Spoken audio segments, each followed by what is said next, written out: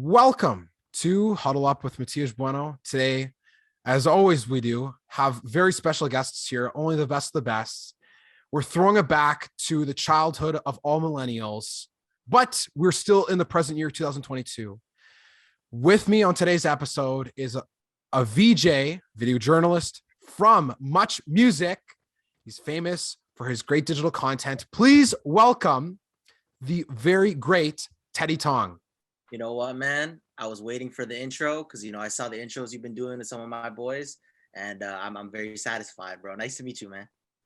It is a great pleasure to have on one of the rising stars in video journalism, in digital content creation in Canada, and still at such a young age. And I think what you've done with the path that you're blazing for yourself, for your culture, for your family, friends, it's so amazing. And I think that's what makes the fabric of Canadian media as time goes on so special, is to see people that break through, do things that have never been done before. And quite honestly, that's why people love sports. And that's why when I speak to guests on my podcast, we love to see things that have never done before. We love to talk about stories that are memorable and are from people who eventually become known to be movers and shakers. So you are now with Much Music. Yeah. And can you talk a little bit about the journey of how you reached this point of working with an organization that has brought back to life something that was so quintessential to Canadian pop culture back in the late 90s, early 2000s? Oh, man. I never knew with my path going in that it would be much.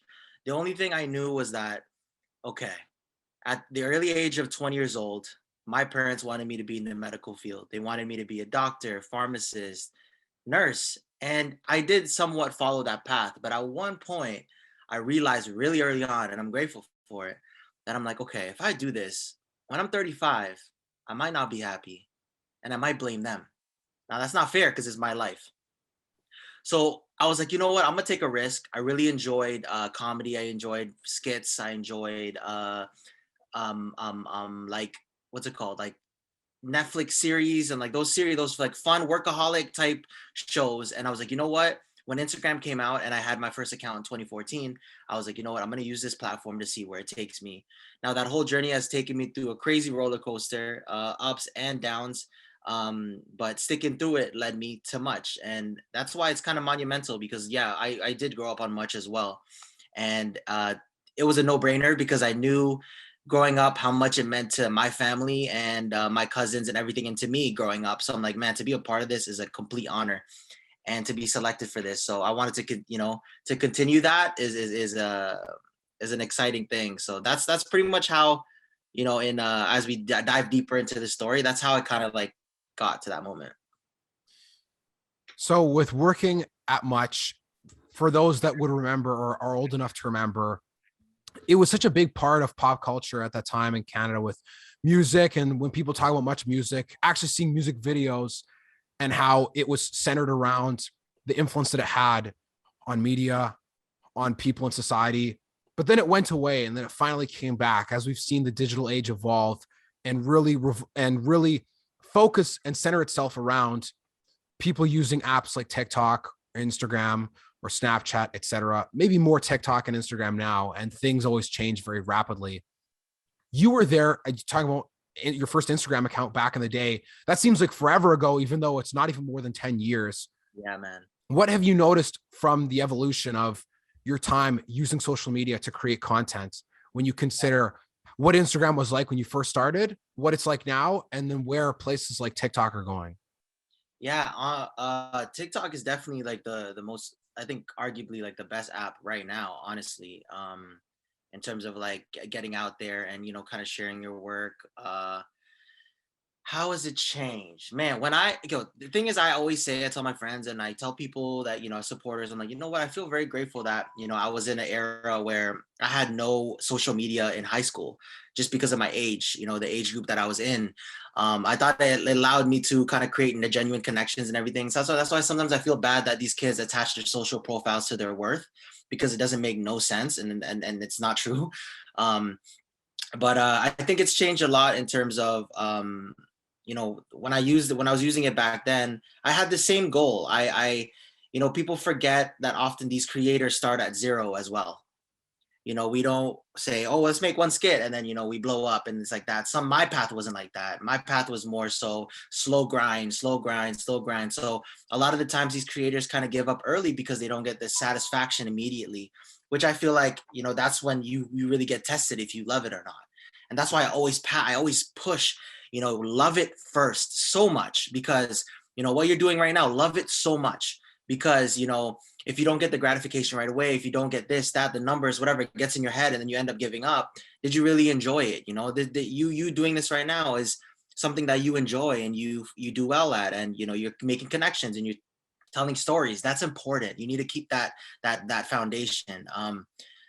In terms of how it's changed, I feel like it's faster to blow up, I feel, but it doesn't matter because eventually you have to maintain it and you have to be consistent in some way. A lot of people blow up for a lot of things and then they disappear after. What happens after, so that's why I say the love for it and the purpose and why you do it is very important, because it doesn't matter 5, 6, 10 years now. It's been 7.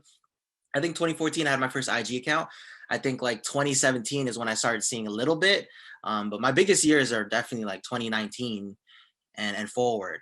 So and I definitely feel like apps now, you need to use it um, as something that you're excited to share and create, as opposed to like what you need to get from it. I don't know if that makes sense right now, but I feel like that's the biggest change. A lot of kids now are trying to use the app. Oh, I started a podcast. Oh, I started a business, this, that. And the next thing you know, a month later, they're not doing it anymore. And it's because, oh, maybe they didn't feel like they got the gratification right away. But that's not the game. You have to think about the long game and the process of it all. Because I'll tell you that my journey, I had the whole process. I started from zero. I didn't get immediate reactions right away. None of us really did. So to stick by it is the most important thing. I think now the difference is you can have one video blow, but my advice is, how do you maintain and keep that? And that's one of the things that's the most difficult about content creation is any person can make a post on Instagram. Any person can make a TikTok video or a dance or whatever. But how can you do that repeatedly? And how can you do that in engaging ways and don't become stale and don't just repeat the same thing over and over? And it's a lot harder than it looks. Like you said, it's a process. Every person I know, I was so nervous to start a podcast because I was worried of what people were going to say, or you're just like everyone else, or who the hell wants to listen to you, or blah, blah, blah. Well, I was like, I don't think those things. I want to talk to people who people want to listen to. Who am I to think that I'm the almighty word and power of the niche of Canadian football or talking to people in whatever sports? People want to listen to what you have to say. They don't want to listen to what I have to say, right? You're the person that's now in the position where you're growing a following, right? When you're in the early stages, the following isn't there. You need to do it. And the way that I've looked at it, like you just said, is if nobody listens, if nobody watches, if nobody likes anything you do, but you still love it, then you can't lose. Yeah, absolutely, bro. And like, look, like when you do this, you'll have like that one viewer that could potentially change your life, that has a connect to, TSN or, that. Like that's pretty much what happened to me, bro. Stay inspired, man. Like I started from making skits in my room. I was like, you know what? I want to be on a Netflix series, or I want to be on like a little show. I want to get a character, a comedy. I want to do that, and then started making skits here and there, throwing them out. Sometimes they'll get like fucking 80 likes, bro, but I just kept going because, I really enjoyed it. And I got a stride. Then I started collabing with people. I started, doing what you're doing now, connecting with people and all that. And eventually, I just started to gain this momentum where, you couldn't not see a video from me or not see me somewhere. I started collabing everywhere.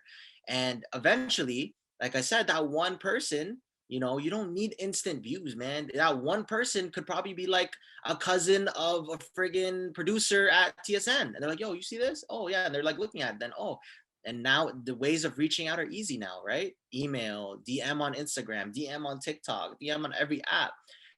Those moments, those like, consistency, those things can change your life, honestly. So, man, I love when creators or people just start. you know. Oh, sorry. Did I cut off there? Yeah. Yeah, Did I cut you off? can go. Oh, you Yeah, heard me? you can say what you said again. I can edit this. It's all good.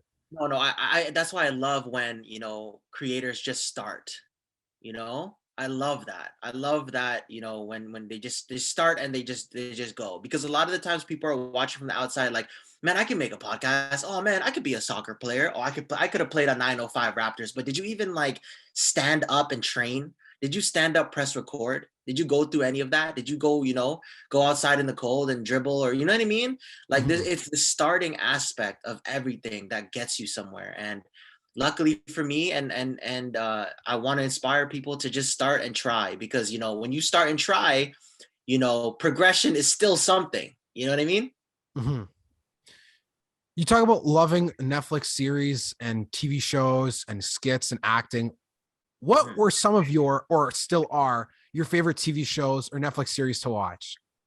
Right now, oh man, really loved Workaholics. Have you seen that? Yeah, that was an amazing show. It was super underrated when it first came out. I don't think enough So people talked underrated. about it.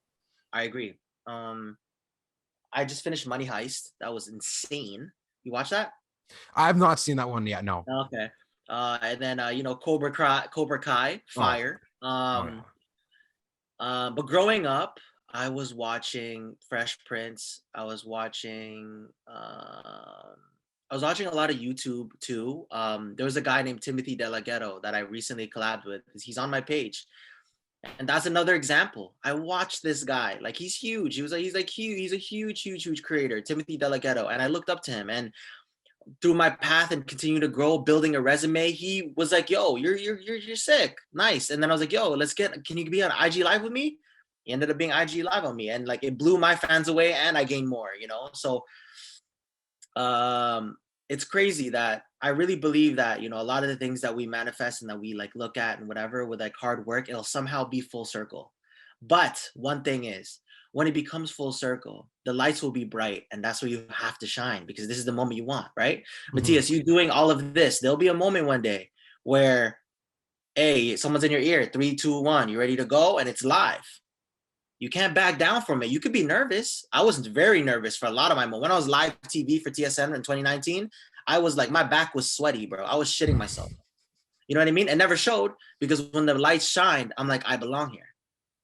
Yeah, that's it, man. You gotta have that belief in yourself and understand, that like Tim Grover would say, Michael Jordan, Kobe Bryant's trainer, like there is no lights on and off. Like when you're focused and in the zone, like to you, you're on all the time, right? And that's the thing that Right. separates the people who are good from the people who are great. And when it comes to those moments, and even when I went through my first trials and tribulations of doing on camera hits with like Manitoba Bison's football. Like it doesn't go on TV. No one's thinking about it or talking about it. But that first time where a camera's on you and you're just like getting used to holding the mic and just trying not to shit yourself because you're just so focused on wanting to be the best.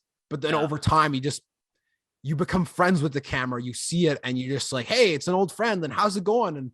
And that's Yeah. when you get to be like a guy like Cabby, like Cabby's like someone that was so iconic for me as a kid because he could just let any person be themselves and everyone would unwind when he would interview them. Aaron Rodgers or Kobe Bryant, DeRozan, any guy in the Raptors, you name it. He was just that. So how's it going? Like, let me tell this funny joke, or do you remember Yeah. this time? Or what did you think of this? Like these really specific niche things. And then everyone was just like so in love with watching what he did Legend. because it was real. It was authentic. It didn't seem staged. Gabby's a legend, man. I tell this guy like once a month when I'm like, bro, you know that, right? He's like so humble and everything like that. I'm like, nah, man, you know that, right? I'm gonna remind you forever. But yeah, you're right. Cabby was a trailblazer. So you talk about loving much music as well growing up as a kid. Yeah. What's some of your favorite music that you listen to? Some artists that you've looked up to, and or some of your favorite ones that you've now had the opportunity to sit down and chat with. Yeah. I'm an R&B head. So within our group, there's 5 other VJs. I want to shout out every VJ.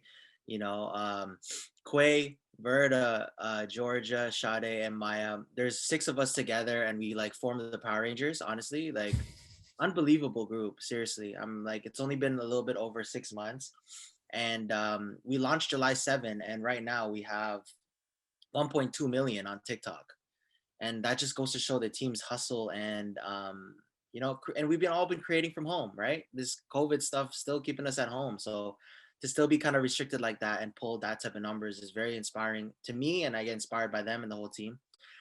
Music wise, man, I'm an R&B head. Yeah, that's why I said that. I'm the R&B head within the group.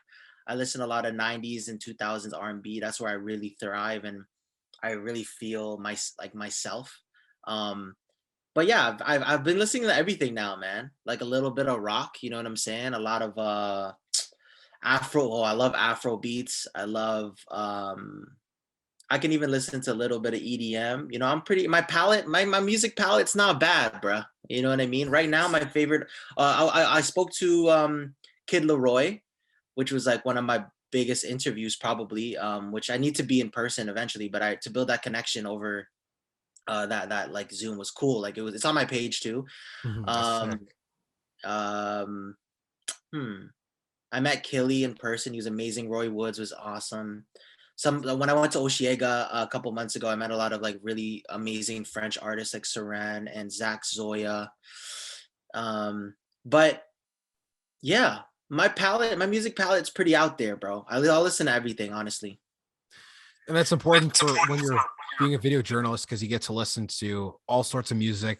And I think Yeah. that's the thing that's so interesting when people talk about conversations like, well, what music do you listen to? People say anything, and then someone will throw out the joke like, oh, so even Mongolian throat singing from the 1200s. Like, maybe not necessarily as far as that, but Yo, it's what is that? Is that fire? Like bro. I need I'm dead serious. I've actually seen so many memes where people are like, yeah, they listen to Mongolian throat singing or Icelandic pirate music from the 1500s. You look it up, man. It's actually it's funny, but at the same time, it's low key a vibe yeah. when you go with the flow of these jokes and you're like, yo, I'd actually listen to a guy go, whoa, whoa, whoa, whoa, whoa, whoa. Like, I can't even go as low as they did go, man. It's like, it's insane. But that's what I think is so amazing about music is that for someone like myself, I listen to a lot of like 70s, 80s, 90s growing up as a kid, the Nice. classic parental influence of listening to the radio.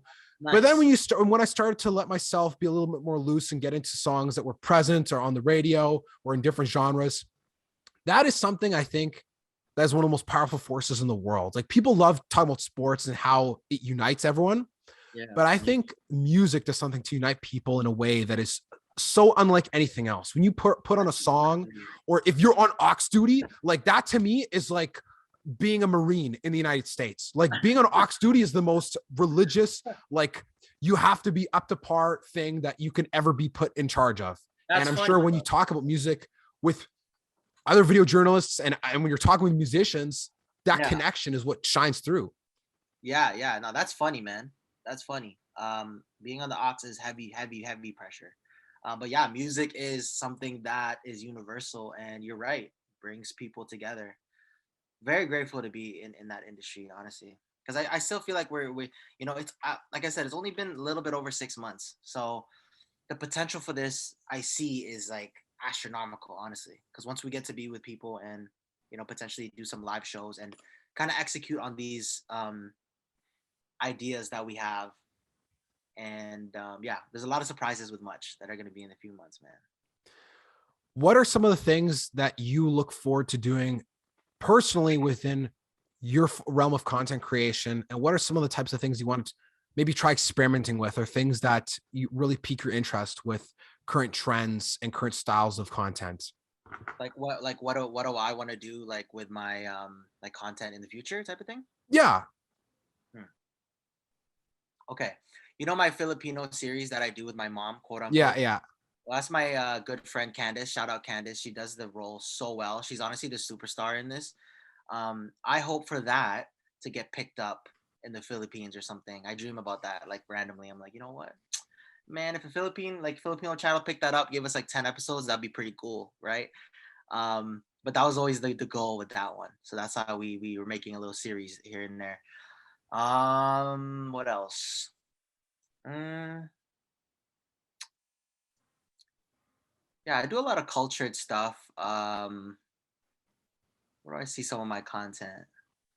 Yeah, like a show, man. I always say this, man.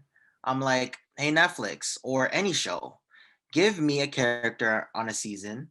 I don't even care if I die in season one, man. Just give me a shot. You know what I mean? Give me a Mhm. shot. Mhm. You know what I mean? It'd be a complete honor. And that's why I think to say that my content is kind of like a resume to what I can potentially do. Yeah, and it is like a resume, and there's always sometimes there's neat little folds and things that you have to do first that Yeah. maybe aren't necessarily on your radar. And I feel like the opportunities to be diverse when it comes to the media that people consume in the Philippines, for example. I know with my parents being from Portugal and Brazil, they love watching soap operas. It's literally Yeah. the thing that is like the number one rated television show in both countries, obviously behind soccer. And I feel like Yeah. with my friends who are from South Asia, especially from like the Philippines, like those kinds of things seem so stupid to us. Maybe like they're silly or campy, but like, could you imagine what it would be like being in like a Filipino soap opera? I think that would be a very interesting experience, honestly. I know. I can't even think of one that is like that. So yeah, I think it needs to be done, man. You're onto something. What is your favorite, like, what's your favorite type of like style of joke when it comes to your content creation? Because I know that you do a lot of Yeah, cultural yeah, stuff, but like what are some of the yeah, specific elements within cultural stuff that you really like to pick upon? Is there inspiration yeah, from, I'm sure, like childhood yeah. or growing up with your family, certain mannerisms or events people talk about, whether it's going to school or whether it's Yeah. dinners with family? If you go through my whole catalog, I guarantee 96, 7% of that really happened to me. Whether it be with girls, with culture, with friends, embarrassing stuff. But for me, I have a lot of videos where it's all facial expression and action, no words, and then like a song, and then like a caption. Those really get me. I really love stuff like that. It's almost like inspired by Mr. Bean, but there's also a favorite. There's a my favorite comedian on IG. One of my faves is this guy named Rennie, and he does stuff like that, and he incorporates like 2000 slow R&B, and he makes it really funny like that. But yeah, everything that you see on my page, I pretty much went through in real life. So I'm like, let me turn this into a skit.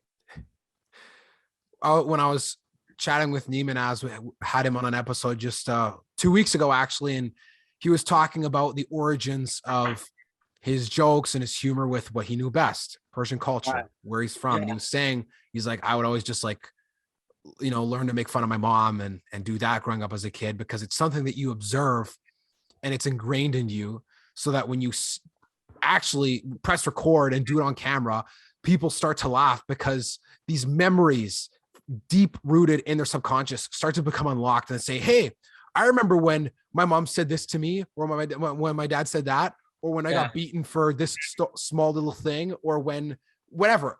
The scenarios are endless. And I think that's what some of the best type of content is when it comes to cultural jokes, because the Yeah. relatability is just so unmatched.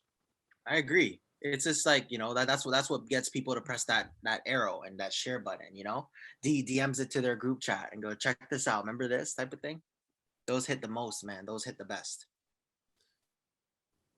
What has been the most difficult part of your content creation journey? Because I know with your story having gone into the medical field and feeling like there was this burden to please grandparental Right. generations. So it Right. hasn't been easy, and it's not all sunshine and rainbows every single day. As much as people Yeah. love enjoying the humor of your content, and as much as people may think that, oh, it's just all easy street, no problems, what are some of the challenges that you face with content creation, even still to this day? Yeah. Hmm. One of the biggest challenges was, kind of transitioning from, I switched programs twice, something like that. I switched programs, and that's money out of my parents' pocket that's going to waste. That was the toughest part, knowing that deep in my heart, I wanted to create and I wanted to be in that field, but how? So that was definitely the toughest part. And eventually, my dad and mom were kind of running out of patience, and I remember them calling me to their room. They're both crying, right? I'm 21, right? And I guess in the Asian household, I'm not gonna say I guess, but in like an Asian kind of household, and I feel like people go through this now. You're supposed to kind of have your life figured out, like right after like right after high school, you're supposed to go straight into a program, 4 years, boom, by like 21, 22, you have a job, you know? Mhm. And early on, I knew, I'm like, damn, this is not my path, man. I'm getting like panic attacks. I'm like, I'm not even really like loving this class. I don't even show up for my classes and stuff. So I remember going to my parents' room, and my mom and dad are both crying, and I'm like, what the hell's going on? And my mom is like, my dad's like, I don't know. We see you changing programs. We're worried for you. You got to figure out your life. Maybe you should go to the army. And I'm like, man, army is insane. Like they're giving up like that to go to the army. Like my dad's tripping. And so I was like, that was my biggest thing, man. And this is how I knew that, you gotta overcome shit, man. I remember a lot of the times in my room, I'm making a skit. My dad will walk in and be like, what are you doing? Like, is it even funny? What is this? Teddy, there's no Asians on TV. And he would close the door, and I would continue my skit. And that's how I knew I was built for it. Cause I'm like, look how much negative energy that is. You know what I mean? It's a It's a lot lot. of negative energy, man. And he would close the door and I would finish it, post it, boom, keep my day going. And I'm not trying to say that I was like, I was like bulletproof to it. It really affected me. But I think what I did was I used it, and I was like, you know what? If I got one life to live and this is what I really want to do, I might as well take a risk, because like I'm still young essentially. That's what these kids need to know now. They're finding out now. But in my gen, I'm 29 now. When you were 21 back then or whatever, you didn't really have that mentality. Everyone was trying to finish school, get a job, and done. And I was that one friend group that was on that one friend in that group or in whatever that was like trying to do this. And like all my friends were like, yeah, you're funny, or like these videos are funny, but they didn't know how far it was going to be. You had to believe in yourself so much, man. And I think that was the hardest part of content creation. Believing in yourself, staying positive and funny, but then also seeing that there's still a dream within it. And um, that's why Chronic Ink, the tattoo studio, changed my life, because, I was in the process of switching programs constantly, and then I see this ad, and people, so in like 2015, whatever, I had like 2,000 followers or something. I felt so sexy, dude. And I was like, yo, man, okay, it's gonna be something, boom, boom, boom. And then I get tagged in this ad, and it's the Chronic Ink tattoo studio looking for the next cabbie, looking for the next Jimmy Fallon. That's how they worded it. They wanted a basically like a VJ or like a video journalist type personality to be in their tattoo studio to create for them every day. And that was so I had like forward thinking. Like I never thought a tattoo studio would think like that. So I'm okay, cool. This is kind of cool. I saw that it was full-time salary, it was a pay and everything like that. I'm like, whoa, I can make money making videos. So I tried out for this competition. So in 2015 or something like that. And it was like top 20, top 10, top 5. And bro, I won. That's how I started. There was a big reason why I was able to make videos still and make money. So that's why in the beginning with these creators, they're making a bunch of skits and they're blowing up, but there's no money. And if there was money, it was like one check every 3 months because it was a brand deal. For Mhm. me, I was working under Chronic Ink, full-time salary and making skits. So I was able to make money, obviously put a lot of time into them, whatever, but then I would hustle extra and like link up with someone and make a skit or make a skit. Da, da, da. So every time you went on my page, it wasn't even ever tattoo stuff. They knew I was a Chronic Ink guy, but I was making skits. That was the hardest part, I think. And things can always get harder. But if I'm looking at my journey now, bro, that was definitely the hardest part, because I'm working full time to make money and whatever. I'm making videos, so it's cool. I'm in the lane. But then after hours, I would make a skit. I would link up with someone, try to get myself out there, network and this and that. That was probably the hardest part about the creation aspect.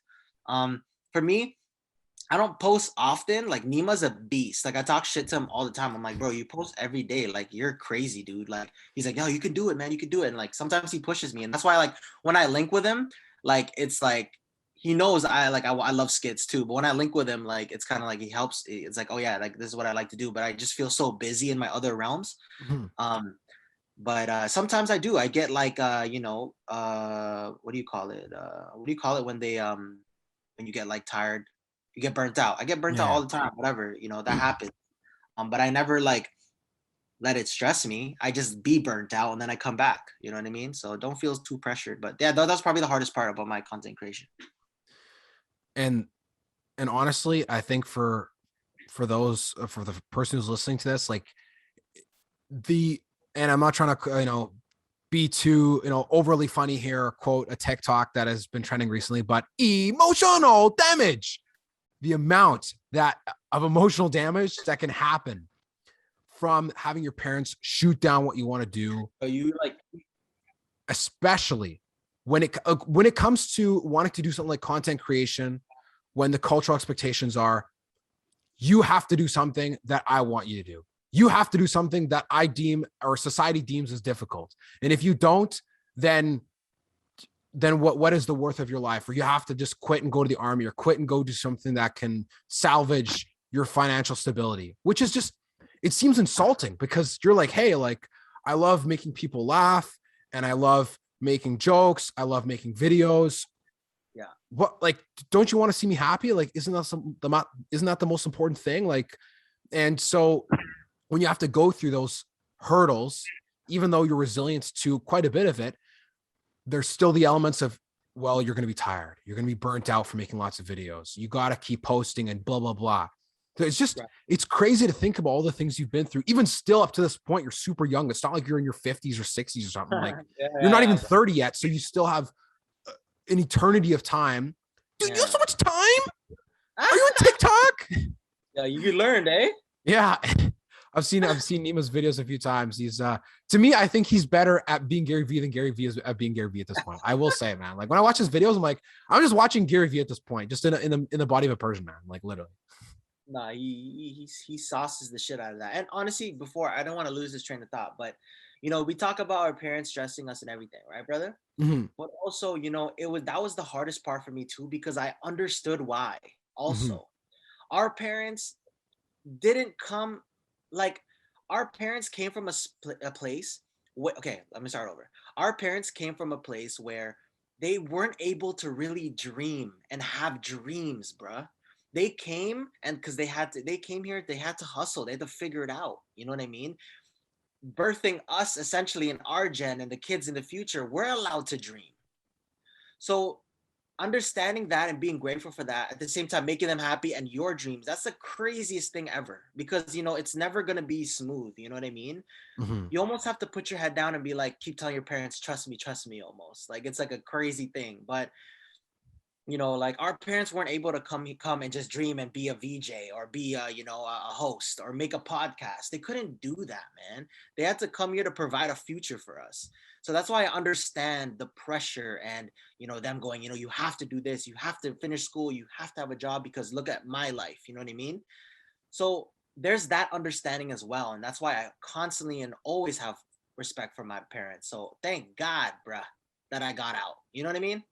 100%. And that is a super important element. I remember speaking with a gentleman who was working as a security guard with Bison Sports when I was hosting and doing on-camera stuff on the football field.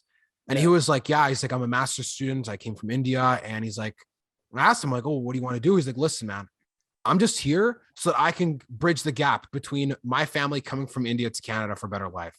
My job is not to go have fun and to party and to dream and do all these things. My job is to just establish a financially stable foundation for people to eventually reap the benefits of in the future, which if you think about it in a way, yeah, it's disheartening to have people tell you, well, don't dream, or that's a waste of time, or are you even funny, or Asians aren't on TV. When we think about it internally, like that's ridiculous. Like, no, you see the people on TV, you see them doing great, you see the barriers being broken. But like you said, the mindset that they have is if we don't succeed, we fail. There's no in between, and we have to do this or like through hell or high water. It's almost like the movie Saving Private Ryan, right? Like you have to achieve your mission's objective or die trying. So that's why they carry that huge burden on their shoulders, because they know if we didn't provide financial stability for our kids, we failed. And then we failed our parents and so on and so forth. And it's all about pride and honor. And that means so much in our parents' generation, which is why they think like that, even if we may not agree with it. It does, right? And then that's when the conflict happens, and that's when you can fall out potentially with your parents and shit like that. Life's crazy, bro. Life's crazy. It's so crazy to think about those things, but at the end of the day, we're still here. We're doing what we got to do, and we're grinding, and that's all you can really control. Yeah, man. Lead with gratitude and kindness. Lead with gratitude, kindness, and being humble. You'll get far, bro. So, Teddy, we are getting towards the end of our time on today's episode. So I'll ask Hell you a few wrap-up questions to have a little bit more fun before we part yeah. for Ooh, I today. love it. Let's go. What is your favorite comedy movie of all time? Favorite comedy movie of all time. Holy shit. What's this? What's the one? Damn. Favorite comedy movie of all time that has me laughing, like laughing. Nacho Libre. Oh man, that's an amazing one. So underrated. So underrated. I don't think people talk about it enough, man. Nacho, like I know you said it before, but like Nacho Libre is it's a classic. Let's go. Favorite artist in R&B? Favorite and of all time? Yeah, all time. Just first one that jumps to your head. Okay, mine would be Blast. Blast is an artist that came out, I think, a year ago or some shit, but his name is Blast. My most listened to on Spotify. He's the one. Favorite cuisine from the Philippines? Favorite food from Favorite food? Yeah. Food would be probably like sinigang. Sinigang is like a soup broth. It can either be fish, chicken, beef, or pork, whatever, and with like some vegetables and shit like that. It's like a little sour soup. You know what I'm saying? Throw some rice in there. Super calm. I love lumpia spring rolls. Spring rolls are awesome, and lechon. Lechon's like a big ass crispy pig. Oh man, it's starting to make me hungry, man. It's perfect timing for lunch. You're gonna try it. If there was one country that you could live in for 1 year that is not where any of your family is from, where would it be and why? Hawaii, just so I could be motivated to continue to get lean and get a nice body and get healthy. Lots of greens. The scenery is amazing. I bet the photos would be so nice. Nature, and like just being around water, and I feel like the air is fresh. I don't know. I've never been to Hawaii. I just feel like the way it is, everything I've seen from it, I love it. Anything like foresty, like I love that rainforest shit. My final question for you is this: who is your favorite comedian? Could be stand-up, could be comedic actor, doesn't matter. Ryan Reynolds. Ryan Reynolds. What's your favorite movie that he's in? Every Deadpool, the one where he's like, I swear, like the moon and the stars and this guy who's so funny in that. Everything Ryan Reynolds does, and it's not even like movies, bro. If you just watch videos of him and things that he's done and interviews, he's like the most genuine dude. And like when he's in movies, he's getting casted as himself. I think that's a flex. That's a huge flex, man. There's not many actors and actresses that get to just be themselves when Yeah. they are in movies and TV shows. And the ones that do are of the best of the best. Right? Yeah, I would say someone else in that same breath. I would say for actors, Russell Brand. I feel like every movie he's in, he's just himself. Like he literally is not even reading the script. Like, oh, I follow Russell Brand too. Yeah, I follow him because I'm like, how the fuck do you talk like that, dude? Like, where did you get that vocabulary? Like, how do you string words together like that? How'd you learn all those words? And like, he's so smooth. He's like a type of guy that could talk about anything like so simple, but then like have so much. Like he just branches into just like, okay, cool. Like the way you're able to just communicate, I think that's so fascinating. Yeah, Russell Brand's awesome. another person like that as well, an actress. I mean, the late great, rest in peace, Betty White.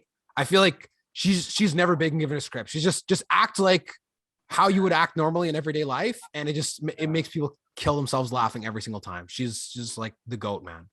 Yeah, she is goated, man. It's crazy that there's so much going on in the world that you don't get to like, especially in entertainment, that you don't get to appreciate them like in the moment because there's just so much. There's always someone new. There's an island boy, there's some shit going on. Betty White was like, she was so like oh man, she merged with every culture. She did everything so well. R.I.P. Yeah, man. It's sad, but she lived a very long life, left an amazing legacy behind to continue to inspire the next generation of amazing comedians, actors, actresses, and who knows, for someone like yourself, you may get your own Netflix special someday. and I'll make sure to be the first one watching it when it comes out. And you get to be that character, and you get to live also beyond season 1. You know what I mean? We'll run this interview back too, man, when that happens. A lot more to talk about. Absolutely. And with that, Teddy, I want to thank you for having been on today's episode. It was a great pleasure, brother, to chat with you, have some fun, and to learn more about your story and the many people that will continue. Okay, can you hear me? You froze a bit, Matthias. Okay. Yeah. You froze a bit. Yeah. It's okay. I can edit this and I'll do it again here. Okay.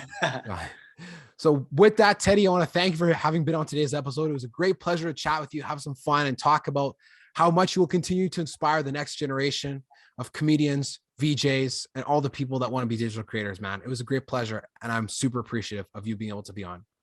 Bro, I got you for another episode, and then forever and ever. I love that you started something out of passion. I can tell you care about this. You seem very genuine. You know what I mean? Continue to go on this path. Again, one person will listen to this, and you will maybe get, you have an opportunity to do this in a studio. You know what I mean? Keep at it, bro. I see a really, really good future for you, and you have great energy, and I'll see you again. I appreciate that very much, Teddy. Thank you very much for the kind words. And thank you to the listener for enjoying today's episode with Much Music VJ, Teddy Tong.